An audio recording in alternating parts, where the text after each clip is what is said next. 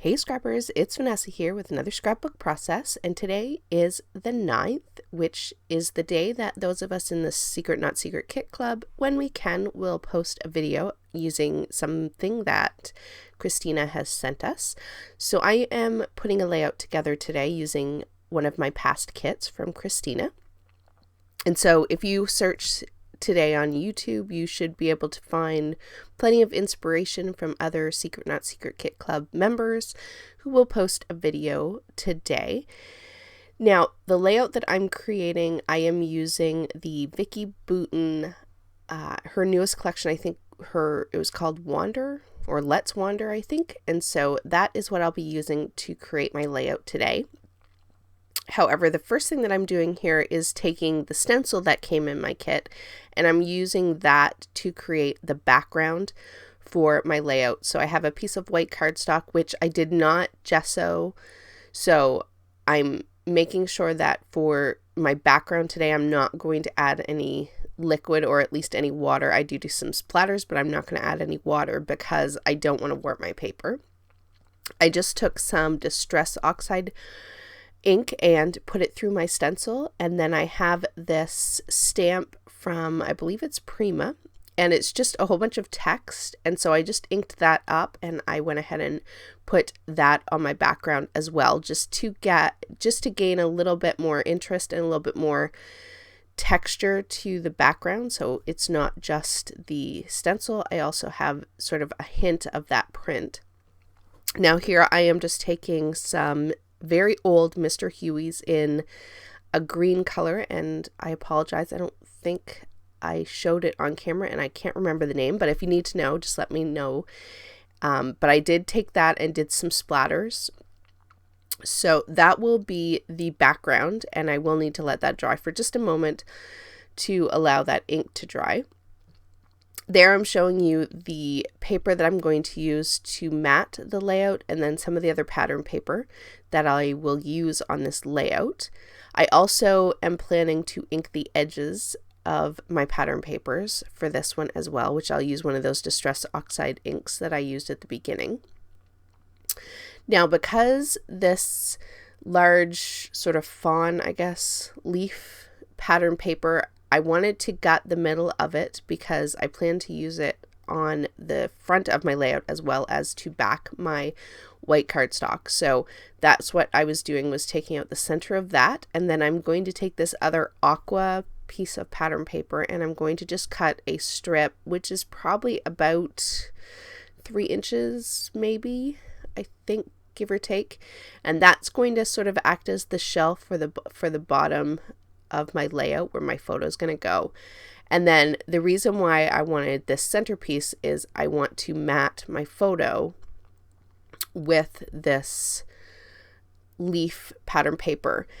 I am scrapbooking a photo from the Animal Kingdom, and we were on the safari on one of our many trips to Disney, and the morning that we went, it was one of the first times that we've ever gotten to see the lions where they have been completely out where you could see them. Normally they're laying down or hidden away where you can't actually ever see them, but on this day the lion was out front and center. And so I saw this pattern paper and this whole collection, and I thought this would be the perfect pattern paper to use to scrap this picture of the lion just sort of sitting there hanging out, surveying and, watching everything. So that is what I am scrapbooking today.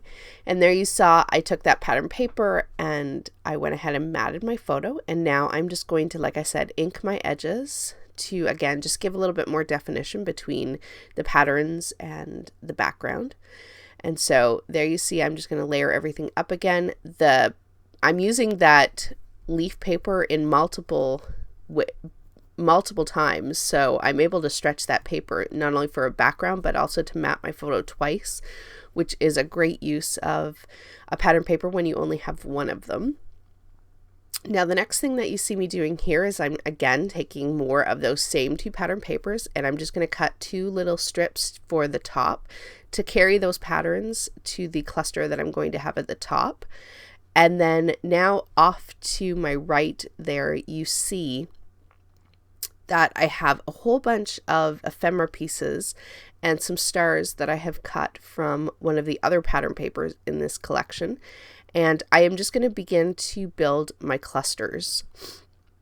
So that's what you're going to see me doing here for a few minutes, is kind of deciding what I want to use and what I will put in each of these clusters. I did put that triangle border, which was from an older Vicki Boutin collection, at the top of that pattern paper, just to add, again, some different texture, because it's not paper, it's chipboard, and some interest to down at the bottom where my photo is going to go. And now I'm going to lay out my clusters. So I'm going to have one cluster up to the top left and another here to the left of the photo. And then I do believe, if I remember correctly, down at the bottom right of my photo, I have another cluster when it's all said and done. I am going to scatter these stars on sort of, at first I'm thinking I'm putting them in each cluster, but eventually those stars will kind of go on a diagonal. So while you see me building my background, I do want to say this is definitely one of those layouts that is a good use of some of those larger die cuts that are in this collection. I had a really hard time when I opened the ephemera pack for this collection and realized just how huge the ephemera pieces were. I have a hard time when collections have such large pieces of ephemera. I loved it back when Maggie Holmes and Crepe Paper had those ephemera packs and there was a ton in them and they were small. I have found that American Crafts especially has made like these packages of ephemera with just huge pieces, and I have a much harder time using those. So this, I definitely took advantage of all these large leaves and just layered them up so that most of it is hidden or it's going to be cut off the side of my page because I have such a hard time using them. So definitely layer them up and put them behind things if you, like me, have a hard time using those large die cut pieces.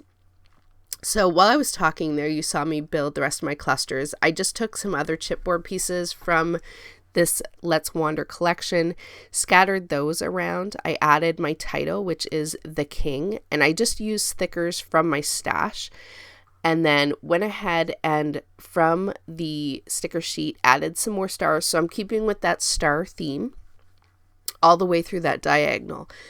Now, once I had everything glued down, really the only thing that I added are these sequins that you see me dotting in a diagonal on the layout. And with that, guys, I'm going to glue those down off camera. And apart from that, that is going to complete this layout. I do, of course, add my little Mickey head because no Disney layout is complete without a Mickey head somewhere. But with that, guys, here are the still photos, and I will catch you on the next one. So have a great day, everybody. Bye-bye.